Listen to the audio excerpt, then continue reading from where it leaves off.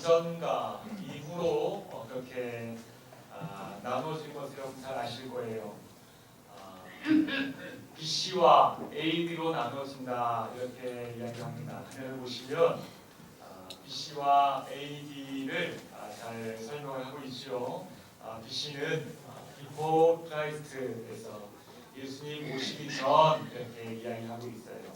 AD는 아노 도미니에서 라틴어로 그리스도의 해, 예수님의 그 날들 그런 뜻입니다. 예수님의 날들이 이제 시작이 되어지는 게 AD 1년부터 시작이 돼서 지금 우리가 살고 있는 2018년이죠.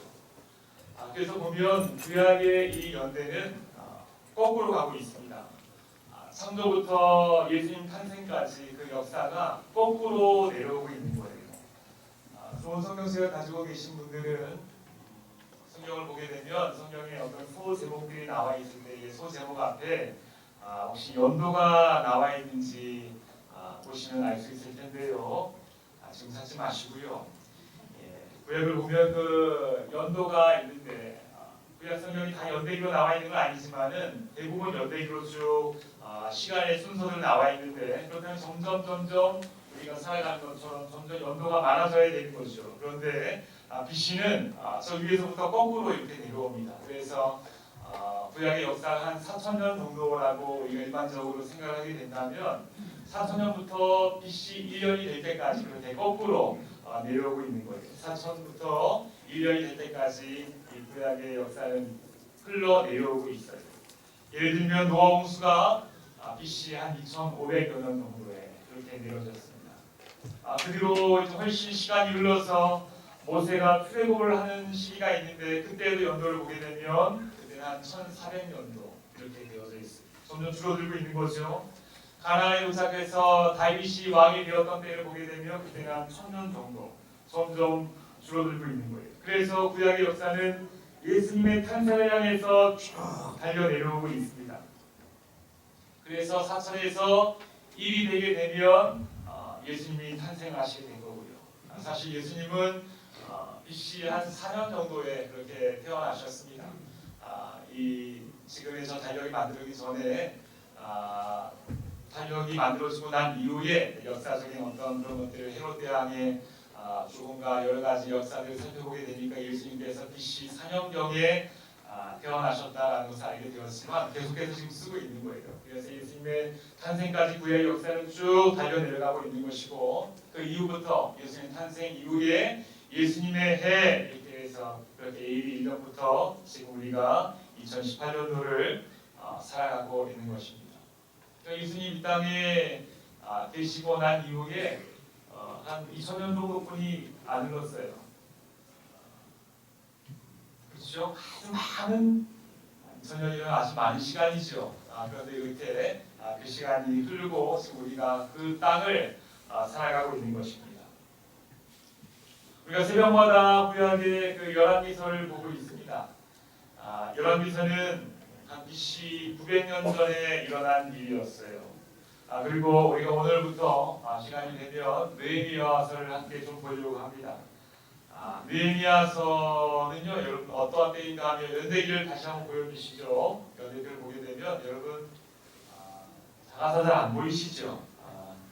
이렇게 준비했는데 잘 안 보이지만 보시기 바랍니다. 느헤미야 때는 이 시대상으로 언젠가 하면 구약의 열왕기 시대를 지났습니다. 열왕기 시대는 이스라엘이 남과 북으로 나뉘어져서 서로 간에 그렇게 살아가고 있던 그런 데가 있었어요. 남과 북이 이제는 다 멸망을 합니다. 그렇게 바벨론에 멸망을 해서 포로로 끌려가게 됐어요. 포로로 끌려가게 되고 포로로 끌려갔다가 70년이 지난 다음에 새롭게 페르시아라는 나라가 바벨론을 점령하게 되고요. 그래서 페르시아에서 이제 유다 사람들은 집에 가도 좋다라고 그렇게 칙령을 발표를 하게 됩니다. 그래서 이스라엘 사람들이 70년이 지난 이후에 다시 그렇게 본국으로 돌아온 그때를 그렇게 시점으로 하고 있어요. 그래서 연대를 따지고 보면 한 BC 440년 경에 예수님 오시기 전에 한 400여 년 전에 있었던 그런 일입니다. 자, 그 당시 우리가 느헤미야서를 좀 알기 위해서는 오늘 배경을 좀 위주로 보게 될 텐데요. 그 시대적 배경이 이렇습니다. BC 한 586년경에 유다가 이스라엘 남유다 이렇게 나눠져 있었는데 남유다가 그 당시 가장 강대국인 바벨론에 의해서 멸망당하게 돼요. 그리고 수많은 유대인들이 바벨론으로 끌려가게 되죠. 우리가 잘 아는 다니엘과 세 친구도 이때 포로로 바벨론으로 끌려갑니다. 포로로 끌려갔으니 그렇게 풍성한 생활을 했겠습니까? 자유도 없고 이름도 강제로 기명을 당하고 하면서 그렇게 포로 생활을 하면서 죽을 고생을 하게 되는 거죠. 그리고 70년이 흘러서 이제는 바벨론이 그 당시 강대국인 페르시아에게 멸망을 당하게 되고 페르시아는 이제 모든 끌려온 포로들은 본국으로 돌아가도 좋다라고 그렇게 명령을 내립니다. 그래서 그 명령을 듣고 다 모든 사람들이 기뻐서 다 온 것이 아니라 그 중에 한 5만여 명 되는 그 사람들이 그 당시 1차 귀환할 때 그 지도자 스룹바벨이라는 그 지도자와 함께 예루살렘으로 돌아오게 돼요. 그때가 한 530년 정도 되는 그런 때였습니다. 그들이 예루살렘에 돌아왔어요. 그러니까 그렇게 70여 년 동안 이 땅이 비어져 있지 않았겠습니까? 성전은 무너지고 성벽도 다 무너지고 너무나 폐허가 된 예루살렘에 1차 귀환자들이 오게 된 것이에요. 그래서 그들이 한 일이 무엇인가 하면 스룹바벨과 함께 가장 먼저 성전을 재건합니다.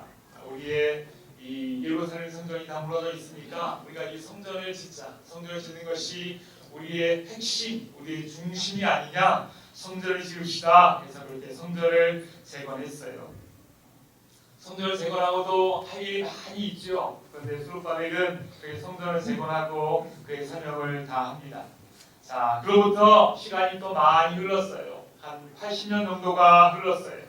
이제 두 번째 그 바벨론에서 오는 그 귀환자들이 오게 됩니다. 이때의 지도자는 우리가 잘 아는 학자 에스라였어요. 목사님 격이 되는 분이 오시게 된 거죠. 그런데 에스라가 도착해 보니까 이 1차 귀환자들이 와서 그렇게 성전을 지어놓고 있지만 딱 보니까 너무너무나 엉망인 거예요. 너무너무 엉망인 거예요. 그들이 예루살렘에 와서 성전을 지어놓고 있지만은 성전은 재건해 놓았지만은 그 후손들이 그렇게 어떤 지도자가 없이 영적인 개혁이 없이 그렇게 살아가면서 하나님을 버리고 또 그렇게 성령이 없으니까 주변에 있는 우상을 믿는 민족들이 많이 들어오고 서로 교류를 하고 서로 교통하고 결혼을 하고 그런 일들이 너무너무 많이 비일비재하게 되어진 거예요. 그래서 그렇게 서로 섞여서 이스라엘 백성이 누구인지 이방 민족이 누구인지 알 수 없을 정도로 서로 그렇게 혼탁하게 섞여서 가는 그런 삶을 비참한 모습을 이 학자 에스라가 보게 된 것입니다. 너무나 마음이 아픈 거였어요. 너무나 마음이 아팠어요. 그래서 이 학자 에스라가 한 일은 무엇이든가 하면 우리가 더 이상 이렇게 살아서는 안 되겠다. 이렇게 살아서는 안 되겠다 하면서 가지고 온 율법서를 읽습니다. 하나님의 말씀을 선포하는 거예요. 그래서 이 에스라가 한 일은 이 율법서를 읽고 그 당시에 혼탁해져 있고 여러 가지로 타락돼 있던 그 이스라엘 민족을 다시 한번 영적 대각성 운동을 일으키는데 크게 성공을 합니다. 우리가 더 이상 이렇게 살면 안 됩니다. 세상과 어울려서 이렇게 살면 안 됩니다. 다시 한번 말씀으로 돌아갑시다. 말씀으로 앞에 우리가 기억합시다 하면서 에스라가 그렇게 영적인 대부흥 운동을 일으키고 이스라엘 백성들이 그렇게 하나님 앞에 다시 돌아오게 됩니다. 그렇게 하면서 그들이 필요로 느낀 게 무엇인가 하면 우리가 이 땅과 구별할 이 성벽이 필요한데 성벽이 없으니까 우리가 너무 이 세상과 혼탁하고 같이 어울려 살 수밖에 없구나. 성벽을 짓자라고 성벽을 재건하려고 애를 쓰고 노력을 하게 돼요. 여러분 이 당시 이 중동 이 시대에 이 성벽이라는 것은 굉장히 중요한 의미를 가지고 있어요. 성이 있게 되면 그 성을 둘러싼 성벽이 반드시 있어야 합니다. 성벽이 없으면 성은 아무것도 아니.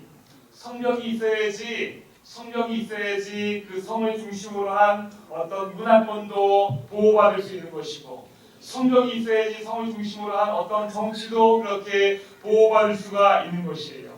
그리고 그 성벽 안에서 이 성을 중심으로 한 이 국가가 자주 국가임을 그렇게 선포할 수가 있고 잘 세워질 수가 있는 것이요. 그래서 이 성벽은 굉장히 중요한 어떤 그 나라의 상징적인 의미를 가지고 있는 것이. 그래서 외부에서 공격을 해서 넘어오려고 하면 반드시 이 성벽을 허물어 버립니다. 성벽을 허물어 버리고요. 그렇게 성벽을 허물고 들어와서 그 성을 점령하게 되면 다시는 성벽을 세우지 못하도록 성벽을 다 허물어 버리는 거예요. 그래서 여기가 이제 어떤 정치의 영향력도 없고 이 세상 앞에 개방되었다라고 그렇게 싹 다 성벽을 허물어 버리게 되는 것입니다. 이 에스라 학자와 함께 이렇게 영적인 대각성을 하고 이 이스라엘 백성들이 성전을 재건하기까지는 했는데 성벽을 재건하려고 하니까 이 성벽 재건에는 실패했어요. 왜 실패했는가 하면 힘이 모자라서 실패한 것도 작은 이유가 될 수 있겠지만은 실패한 근본적인 이유가 무엇인가 하면 주변에 있는 민족들이 가만히 있지 않는 거예요. 주변에 있는 민족들이 가만히 있지 않아요. 그래서 성벽을 지으려고 하면 끊임없이 몰려와서 해방을 놓고 방해를 하고 여러 가지 공작을 펴서 이 성벽이 더 이상 세워지지 않게 성벽 재건 공사를 방해하는 것입니다. 왜 방해하겠어요? 이스라엘 백성들이 그 성벽을 세우는 것을 왜 방해하겠어요? 이 주변에 있는 이 민족들은, 주변에 있는 나라들은 이 이스라엘의 예루살렘 성벽이 재건되어서 그렇게 이스라엘이 예전의 영광을 회복하는 것이 보기에 좋겠습니까? 안 좋겠습니까? 당연히 안 좋겠죠. 당연히 안 좋겠죠. 그들이 다윗과 솔로몬의 영광을 회복하고 그렇게 예전에 우리를 지배하던 그 나라가 되는 것을 이 주변의 이방 민족들은 당연히 안 좋게 볼 수밖에 없는 거예요. 그래서 성벽을 재건하고 예루살렘 성전을 중심으로 이스라엘이 다시 한번 커져가려고 하니까, 다시 한번 세워지려고 하니까 어떻게든지 방해하는 겁니다. 공격을 하는 겁니다. 공작을 하는 겁니다. 음해를 하는 겁니다. 방해를 하는 겁니다. 그래서 그렇게 성벽이 허물어진 채 이스라엘 백성들은 그렇게 시간이 흘러가고 있었어요. 그렇게 에스라 학사가 돌아온 지도 그래서 12년이라는 시간이 흘러버렸습니다. 와서 영적인 대각성을 일으켰고 하나님의 도리가 돌아왔지만 성벽이 여전히 세워지지 않아서 그렇게 불안하게 삶을 보내고 있는 그런 모습이 그 당시 느헤미야 시대의 이스라엘 모습인 것이에요. 이 느헤미야 시대의 이스라엘의 이 모습을 보면서요, 이 시대의 이 교회의 모습이 우리가 살아가는 이 기독교의 모습이 보여지게 되는 거예요. 여러분 어떻습니까? 기독교의 성벽이 여러분 무너져 버렸어요. 세상과 너무 혼탁하게 그렇게 어울려서 들어가 버렸어요. 세상의 문화가 그대로 교회에 들어오게 되고 그렇게 교회가 죄를 짓는데 앞장서고 있는 모습을 우리가 너무나 흔하지 않게 볼 수 있는 이 세대에 우리가 살고 있습니다. 제가 말씀드리고 있는 이 교회, 이 기독교라는 것은 어떤 기독교 단체, 어떤 특정한 교회를 이야기하고 있는 것이 아니라 이 세상을 살아가고 있는 바로 우리의 모습, 이 교회로 살아가고 있는 크리스찬, 우리의 모습을 말하고 있는 거예요. 우리의 모습이 이 세상 앞에 그대로 노출되어져 있고 우리의 모습이 많이 타락되어져 있는 것을 우리가 부인할 수 없는 것입니다. 그리고 어떻습니까? 요새 한참 미투 운동이 이 사회를 뜨겁게 달구고 있어요. 너도나도 미투를 그렇게 들고 나옵니다. 바람직한 모습이라고 생각을 합니다. 이런 운동을 통해서 여성을 바라보는 올바른 시각들이 그렇게 세워져야 하고요. 또 여성들이 이 사회에서 안전하게 일할 수 있는 그런 안전한 시스템이 그렇게 잘 구축되어지기를 바라는 마음입니다. 그래서 문화계에서 일어난 미투 운동이 체육계에도 정치계에도 또 종교계에도 계속해서 일어나고 있어요. 얼마 전에는 개신교 목회자 가운데서 이 미투 운동을 통해서 과거 성범죄 그런 모습이 드러나게 되기도 했습니다.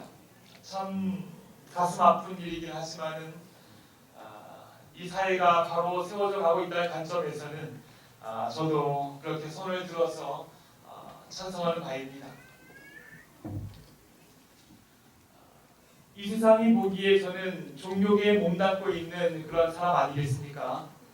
그래서 목사가 어떤 범죄를 저질렀다고 하는 그런 어떤 기사들이 올라오게 되면 그 기사를 볼 때마다 꼭 그 기사에 들어가서 그 댓글들을 확인하곤 합니다. 댓글들을 보게 되면 그 기사를 바라보고 있는 이 우리나라 국민들의 그 정서를 어느 정도 볼 수가 있는 거죠. 예전에는 적어도 그랬습니다. 기독교인들이 비리를 저질렀다거나 또 목사가 범죄했다거나 교회가 어떤 범죄에 연루되었다거나 하게 된다면 그 댓글들이 어쩜 그럴 수 있을까? 어쩜 그럴 수 있을까라는 그런 댓글들이 있었어요. 놀라는 거죠. 어쩜 그럴 수 있을까? 어쩜 그럴 수 있을까라는 그 댓글에는 여러분 적어도 기독교와 크리스찬 이 땅의 교회를 바라보는 일말의 어떤 기대감이 있는 것을 볼 수가 있는 거예요.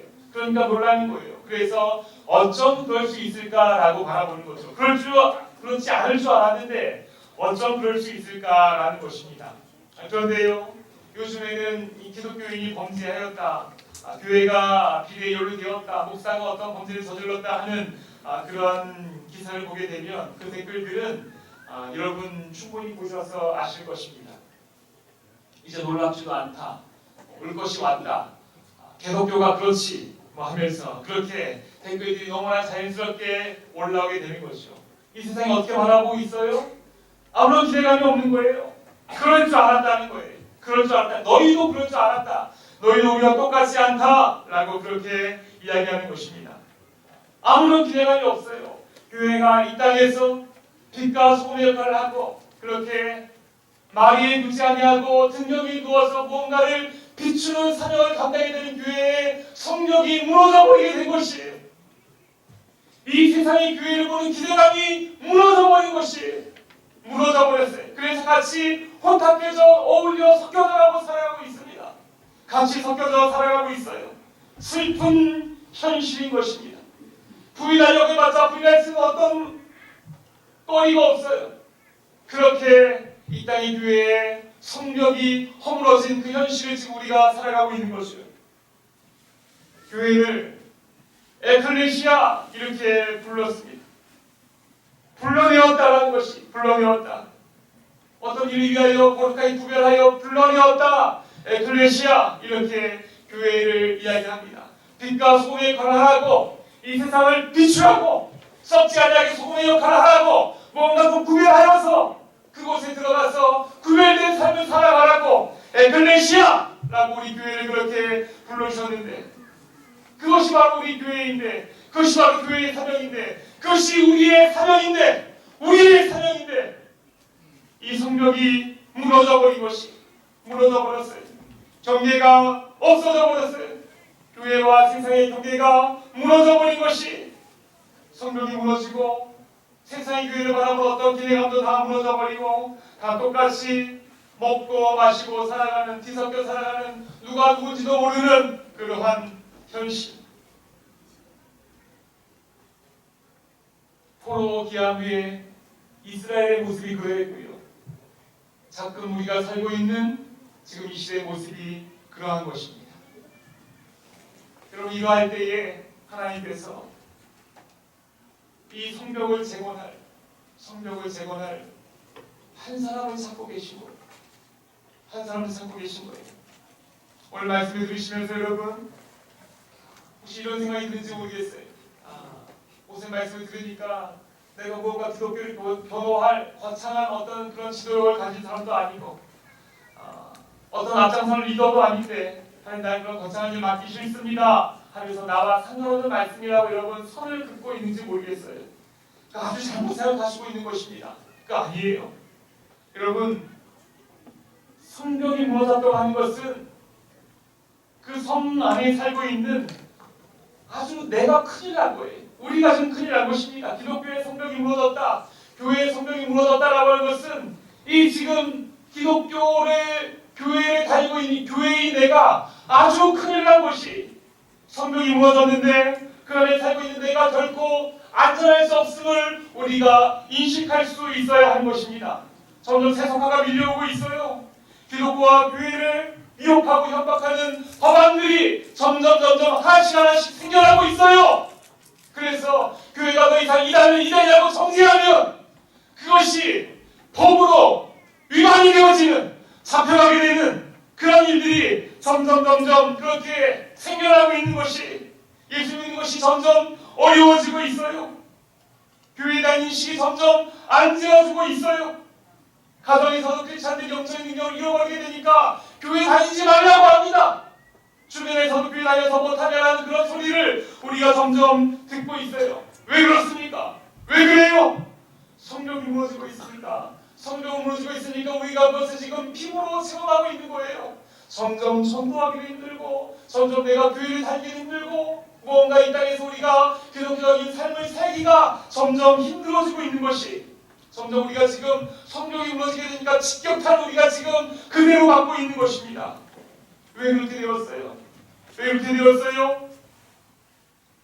교회의 성경이 무너져도, 기독교의 성경이 무너져도 그 누군가가 이 아픔에 대해서 책임감을 가지고 함께 아파하지 아니하고, 함께 울지 아니하고, 함께 책임감을 가지고 누군가가 나서지 않았기 때문에 지금 당장에 나는 괜찮은 것 같으니까 하면서 우리가 마음을 내주고 시간을 내주고 뭐 그럴 수 있지 하면서 합리하고 우리가 그렇게 뒷걸음 쳐주고 하게 되니까 그만큼 우리가 뒤로 물러난 만큼 그만큼 성벽이 이만큼 무너져 내리게 된 것이. 그래서 여러분, 우리 제대로 볼 수 있어야 합니다. 인식할 수 있어야 되는 거예요. 성벽이 많이 무너져 내렸구나. 이 땅의 기독교의 현실이 많이 무너져 내렸구나. 우리를 바라보는 인식이 예전 같지가 않구나. 많이 무너져 내려 있구나 라는 것을 우리가 분명히 인식할 수 있어야 하는 것이. 아직 늦지 않았어요, 여러분. 사랑하는 우리 대강의 가족 여러분, 아직 늦지 않았어요. 지금을 살아가는 내가 깨어서 이 성벽을 재건하되 우리가 책임감을 가지고 힘을 실게 될 때에 바로 그렇게 힘을 실는 바로 그 한 사람을 통해서 하나님께서 일하시고 이 성벽이 다시 재건되어지는 줄 믿으시기 바랍니다. 바로 나를 찾고 계신 거예요. 하나님께서 어떠한 사람을, 하나님께서 일하시지만은 어떠한 자격을 가진 사람을 하나님께서 찾고 계시는가, 어떠한 사람을 지금 찾고 계시는가. 오늘 본문 이 느헤미야서를 통해서 하나님 찾으시는 그 자격을 우리가 보게 됩니다. 꼭 이것을 갖추어진 사람이 아니라 우리가 이를 위해서 노력하면 되는 것이. 자, 느헤미야를 보게 됩니다. 느헤미야를 통해서 우리가 하나님 찾으시는 그 모델을 보게 되는데요. 느헤미야 1절을 보게 되면 느헤미야는 수상궁에 있는 왕의 간원임을 알게 되지요. 수상궁은요, 페르시아가 겨울을 보내기 위해서 비교적 기후가 따뜻한 곳에 위치한 그런 궁입니다. 그래서 왕과 함께 이동을 하고 왕과 함께 직책을 수행하는 그런 아주 중요한 높은 위치에 있는 사람임을 알게 되죠. 우리가 읽은 11절 마지막에 보게 되면 구체적으로 이 느헤미야를 술간원이다라고 이렇게 이야기합니다. 술간원이, 우리가 느헤미야 설교할 때마다 수탁이 되셨겠지만 이 술간원은 여러분 굉장히 고위직입니다. 왕의 절대적인 신임을 받아야만 이 직위를 감당할 수 있는 아주 고급 공무원이에요. 어떤 바텐더나 술상무 정도가 아니라요. 왕의 마시는 모든 음료를 책임져야 하는, 그러니까 그 왕을 암살하기 위해서 독을 탄다거나 또 이 술 맡은 사람이 정권에 내통한다거나 하게 되면 끝나게 되지 않습니까? 왕의 절대적인 신임을 받고 있는 아주 높은 고위 공직자예요. 비서실장 같은 그런 역할입니다. 여러분 어때요? 이 느헤미야가 유대인 출신 아닙니까? 그러니까 이 페르시아 입장에서 보게 되면 포로 출신이에요. 그런데 이 포로 출신인 이 사람이 얼마나 왕에게 신임을 받았으면 그 비서실장 자리까지 올라갈 수가 있었겠어요. 이 자리에 올라가기까지 얼마나 많은 수고와 고생과 노력이 있었겠어요. 그래서 그렇게 왕의 신임을 받고 그 자리까지 올라가게 된 것이. 여러분, 쉽게 말한다면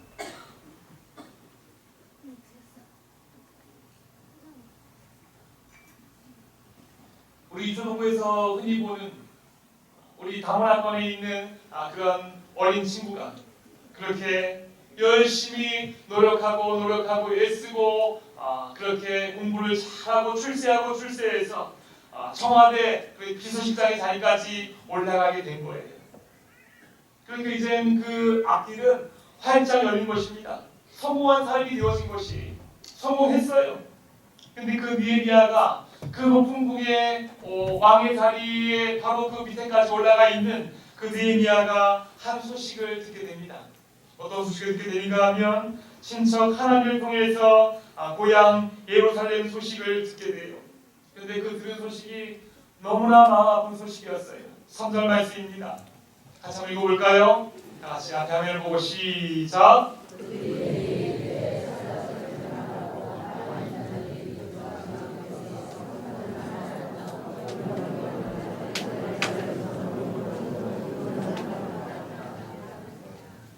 바벨론의 포로로 있다 먼저 귀환하게 된 그 이스라엘 백성들이 지금 거기 살아가고 있는데 너무나 큰 어려움을 겪고 있다는 거예요. 성문이 불탔어요. 자기들이 불질렀겠습니까? 그렇지 않죠. 뭔가 성을 세우려고 할 때 그런 공격이 있었던 거예요. 그래서 성문이 불탔어요. 또 성이 허물어졌어요.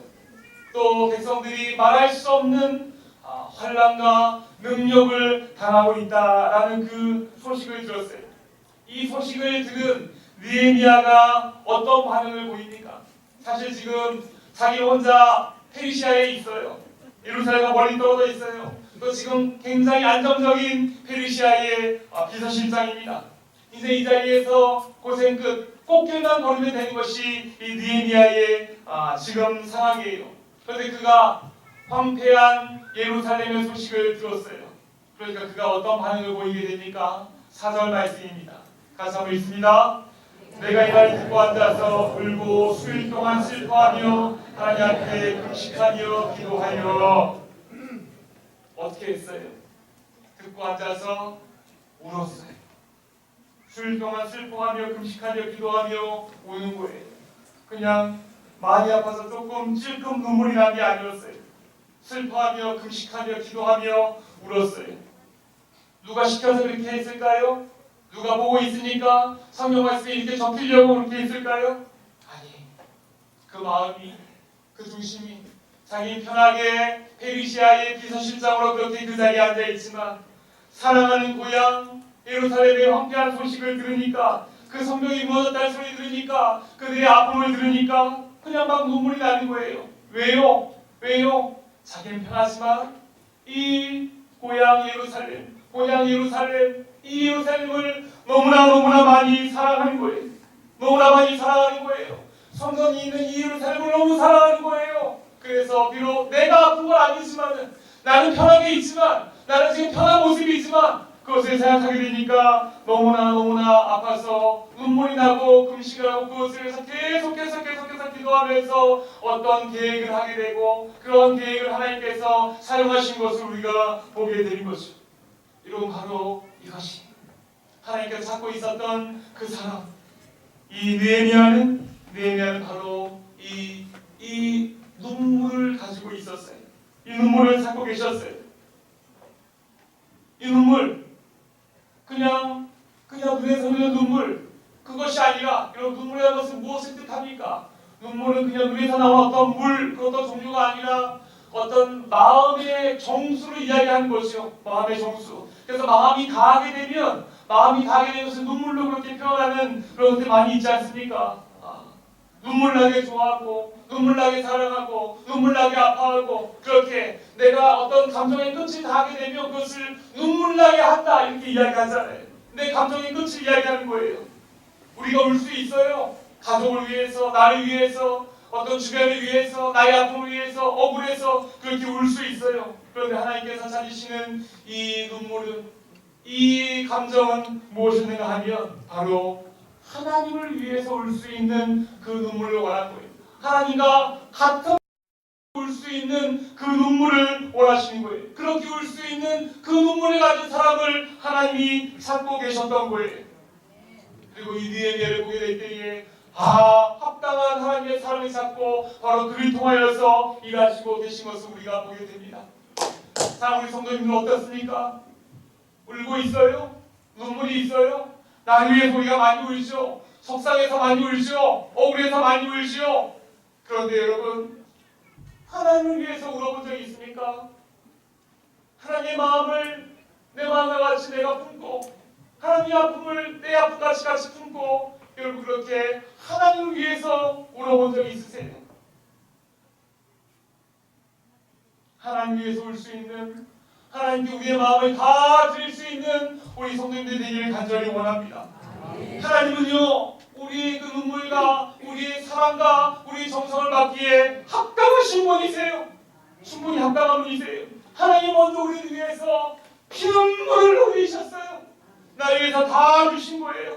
사랑한다 사랑한다 말로만 하지 아니하시고 나를 사랑하시기 위해서 죄로 달려가고 있는 우리를 스톱하시고 거기에 십자가를 박으시고 거기에 그 아들 예수 그리스도를 이 땅에 주시기까지 그렇게 피눈물을 흘리면서 우리를 사랑한다라고 말씀하신 그 하나님의 사랑을 이미 우리가 먼저 받은 사람들임을 믿으시기 바랍니다.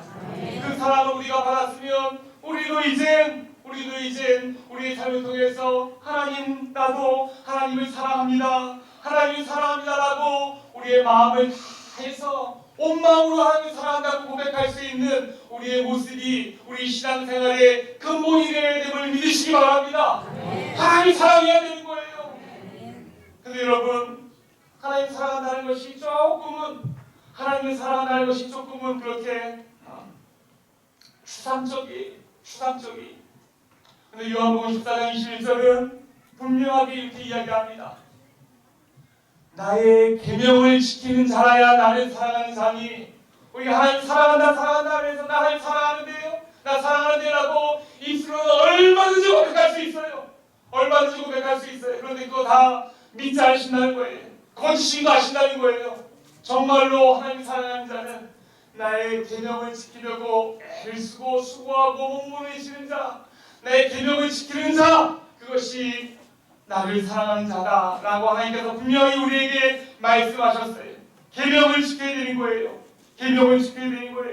그렇다면 우리가 지켜야 되는 하나님의 계명이 무엇입니까?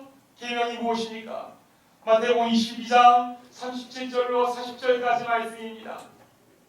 자, 우리가 지켜야 되는 계명이에요. 같이 한번 읽어볼까요? 예수께서 이르시되 내 마음을 다하고 목숨을 다하고 뜻을 다하여 주 너의 하나님을 사랑하라 하셨으니 이것이 크고 첫째 되는 계명이요 둘째도 그와 같으니 내 이웃을 내 자신같이 사랑하라 하셨으니 이 두 계명이 온 율법과 선지자의 강령이니라. 아멘. 잘 들으세요. 하나님의 계명은, 우리가 지켜야 할 하나님의 계명은 간단합니다. 하나님을 사랑하는 것처럼 내 이웃을 내 자신과 같이 사랑하라 하시는 거예요. 여기 왜 이렇게 말씀하셨겠어요? 하나님을 사랑한다 하는데 눈에 보이는 대상이 아니기 때문에 추상적이기도 해요. 우리가 사랑하는지 안 하는지 나도 잘 모를 수가 있어요. 그래서 그 하나님 사랑하는 것을 어떻게 보이는가 하면 내 이웃을 사랑하는 것으로 보여라. 내 이웃을 그냥 내 이웃을 사랑합니다가 아니라 내 이웃을 내 몸과 같이 사랑하는 모습을 보여라. 그것이 바로 하나님 사랑하는 것으로 내가 알겠다라고 하나님께서 말씀하고 있는 것입니다. 여러분, 이웃을 사랑하십니까? 사랑하는 성도 여러분, 이웃을 사랑하세요? 내 이웃을 눈물 흘리도록 사랑해 보셨습니까? 나를 위해 어쩔 때 헐뜯기도 하고 오해를 품어서 나를 화나게 하기도 하고 사소한가에 삐져서 오래 가기도 하는 그 이웃, 내 주변에 있는 내 눈에 보이는 바로 그 사람, 오래 가는 어떤 집사님, 어떤 권사님, 어떤 장모님, 어떤 갈등이 있는 어떤 그 사람을 위해서 정말로 여러분 눈물 나게 그렇게 기도하면서 정말 사랑하려고 애를 쓰면서 내 몸과 같이 사랑하려고 품어 보셨어요? 그렇게 해보셨습니까? 그것이 바로 우리가 해야 할 아주 중요한 계명이다. 그렇게 하지 않냐고 우리가 하나님을 사랑한다 감히 말할 수 있는 것이 아니다라고 분명하게 이야기하고 있는 것입니다. 이거 굉장히 어려운 거예요. 한 번 삼아 들었지만 두 번째는 참지 못하고 똑같이 막 갚아주면서 내가 이것을 했지만 할 만큼 했어라고 여러분 그렇게 생각하고 있는지 모르겠습니다. 그런 것은 하나님 사랑하는 것 아니에요. 내가 내 이웃을 사랑할 때에, 내 구역원을 사랑할 때에, 교회 안에 있는 어떤 이웃들을 사랑하게 될 때에, 내 가족들을 사랑하게 될 때에, 내 마음에 들지 않는 어떤 내 주변에 보이는 내 눈에 보이는 어떤 사람을 사랑하게 될 때에 내 몸과 같이 사랑하는 것이 내 몸과 같이 손가락 없사를 잘라버립니까? 행여나 다칠때나 약 바르고 반창고 붙이고 던달뼈가 소독하고 그렇게 애지중지하면서 치료하잖아요. 그렇게 꼭 이거만 바라보고 다니잖아요. 그렇게 다 나았어요. 그런데 손가락이 또 아파요. 저번에 치료했는데 또 하면서 잘라버립니까? 그렇지 않죠. 왜 이러지? 왜 이러지 하면서 다시 한번 찾아가고 다시 한번 원인을 찾아내려고 하고 그렇게 더 관심을 가지게 되고 그렇게 하는 거예요. 그것이 바로 내 몸과 같이 사랑하는 거예요. 내 주변에 보이는 사람들 여러분 찾아보세요. 주위를 둘러보세요. 내 가족이 되기도 하고 구역원이 되기도 하고 또 우리 교회에 있는 어떤 사람들이 되기도 하고 그렇게 미숙하기도 하고 내가 볼 때에 조금은 사랑하기 좀 어려워 보이기도 하고 하지만 말썽을 일으키기도 하지만 그 사람을 내 옆에 두신 이유는 바로 나를 통하여서 내 몸과 같이 사랑하고 주신 하나님의 뜻인 줄 믿으시기 바랍니다. 나에게 보이게 하신 이유는 내가 내 몸과 같이 사랑하고 나에게 주신 사랑인 것을 믿으시기 바랍니다. 잘라버릴 거예요. 잘라버릴 거예요. 자르지 말고 내 가족, 내 이웃, 내 구역원, 사랑하는 집사님, 사랑하는 장모님, 사랑하는 권사님 그렇게 보이면 잘라버리지 말고 왜 아프지? 또 왜 도졌지? 또 왜 이러지? 하면서 그렇게 다시 한번 달아가고 다시 한번 치료하고 다시 한번 안아주고 다시 한번 감싸주고 하는 것이 바로 우리가 하나님 사랑하는 거예요. 하나님 사랑하는 건 그렇게 추상적이지 않아요. 추상적이지 않아요. 내 옆에 있는 바로 그 사람, 사랑하기 있는 그 사람 사랑하는 것 바로 그것이 우리가 해야 할, 우리가 흘려야 할 눈물인 것을 믿으시기 바랍니다. 우리가 나를 위해서는 얼마나 많이 눈물을 흘려요. 얼마나 많이 눈물을 흘려요. 아파하면 눈물 흘리고 속상하면 눈물 흘리고 억울하면 눈물 흘리고 뭐가 안 되면 눈물 흘리고 그렇게 눈물 흘려요. 그런데 하나님께서 우리에게 말씀하시는 거예요. 내 이웃을 내 몸과 같이 사랑하라.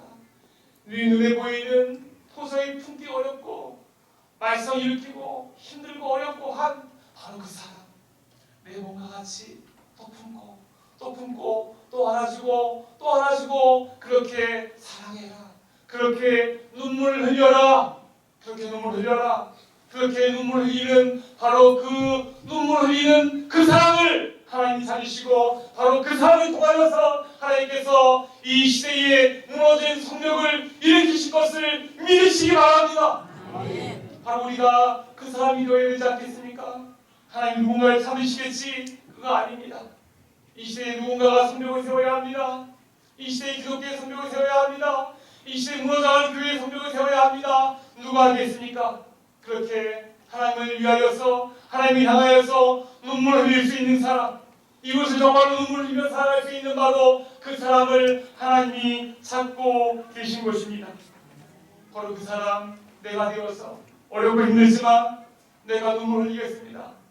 나를 사용하셔서 하나님 위대한 일을 이루어 주시옵소서. 그렇게 하나님과 함께 위대한 일을 밟아쳐 나아가게 되는 우리 위대한 벌교대학교의 하나님의 사람들 성도들이 되기를 주의 이름으로 축원합니다.